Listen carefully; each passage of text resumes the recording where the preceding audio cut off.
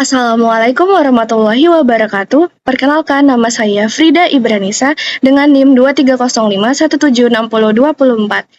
Saya dari angkatan 2023 dari kelas A. Di sini saya akan menjelaskan bagaimana sih caranya kita menjalankan program dari branch, push, pull, and fetch pada GitHub. Jadi langsung aja kita mulai ya teman-teman di sini. Pertama kita buat new folder dulu ya. Di sini langsung aja saya kasih nama tugas git, oke. Enter, terus habis itu kalian klik sekali, terus klik kanan ya teman-teman, terus show more options, terus open git bash here. Nah, langsung aja kita masuk caranya.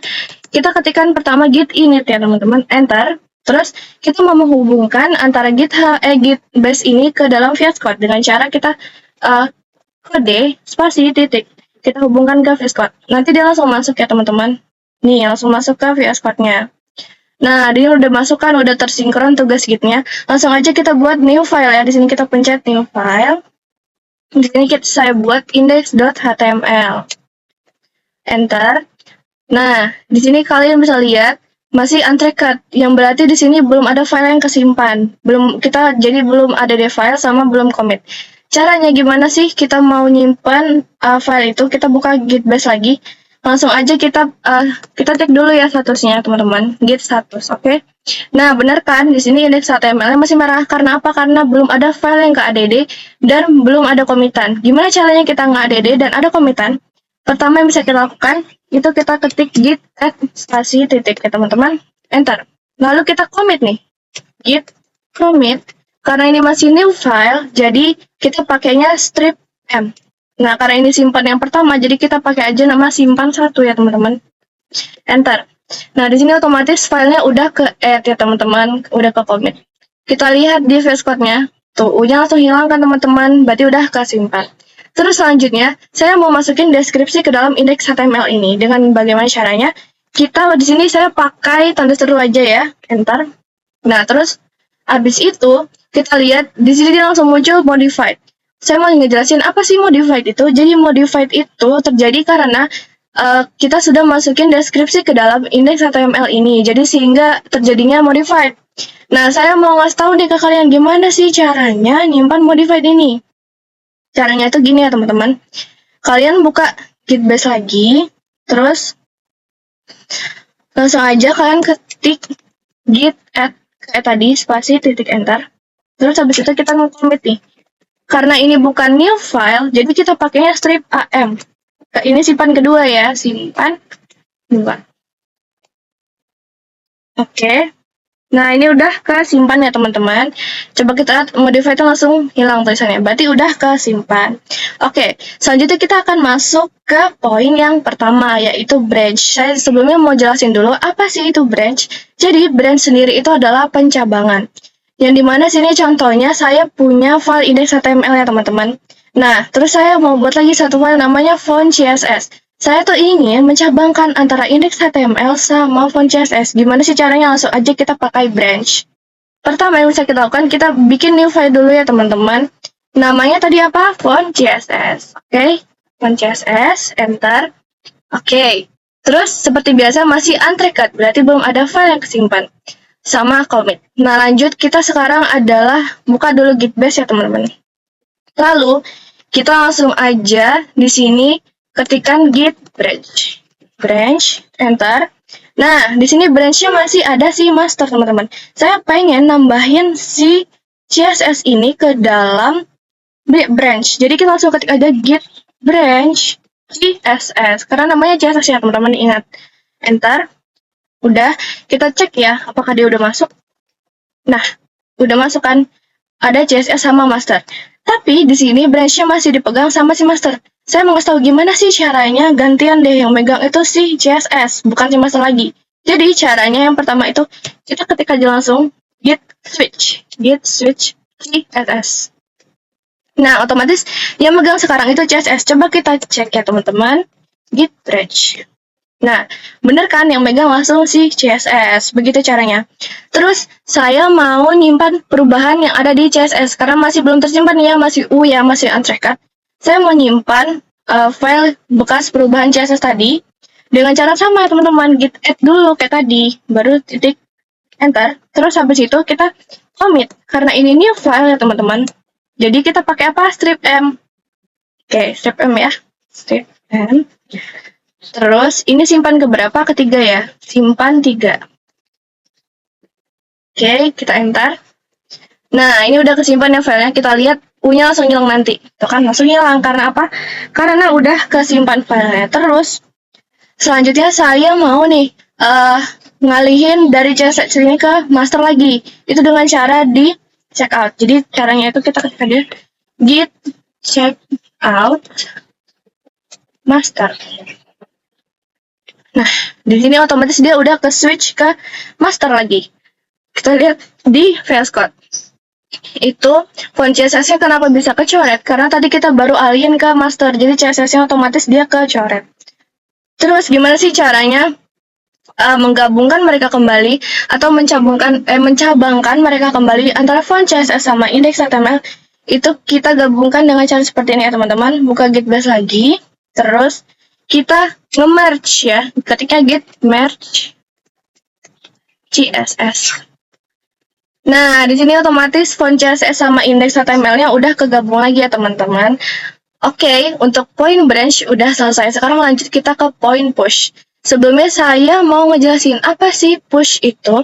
Jadi push itu adalah cara kita untuk mentransferkan data yang ada di VS Code ini ke dalam website GitHub. Gimana cara kita nge-transfernya? Itu caranya pertama kita bisa dulu buat ini ya, repositori baru yang ada di GitHub kalian ya. Pertama, kalian buat repositori baru dulu. Oke. Buat.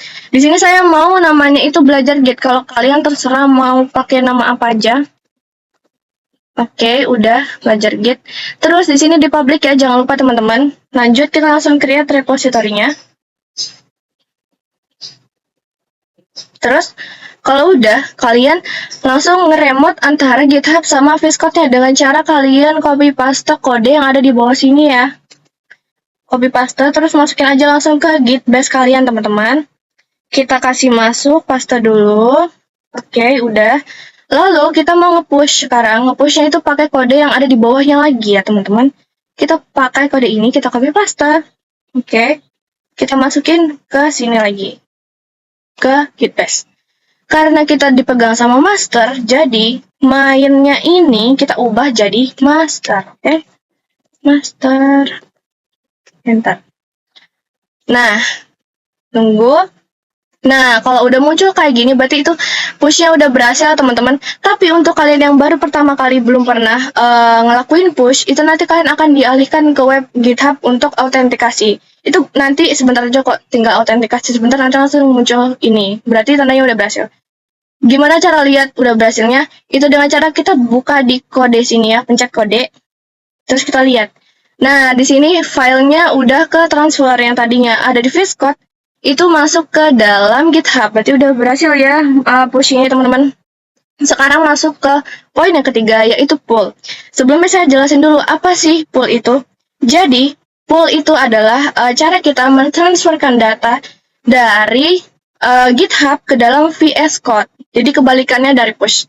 Gimana caranya? Langsung aja. Pertama kita buat new file di sini ya teman-teman di GitHub-nya. Kita buat new file. Terus namanya misal saya mau pakai style.txt. Style.txt. Langsung aja commit. Nah, udah kan, udah kemasuk ya teman-teman. Terus, gimana caranya kita bisa masukin ke VS Code? Itu dengan cara kita git pull, kita ketikkan git pull.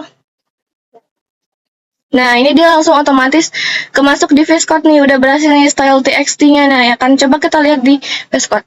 Tuh, benar kan, udah kemasuk di VS Code otomatis, teman-teman. Oke, untuk point pull udah selesai. Sekarang kita masuk ke poin yang terakhir, yaitu adalah fetch. Saya jelaskan terlebih dahulu apa itu fetch. Jadi, fetch itu adalah cara kita untuk mentransferkan data yang ada di GitHub tadi. Itu datanya bukan hanya file aja yang ditransfer, tapi sekalian komit-komitannya juga. Gimana caranya? Langsung aja kita mulai.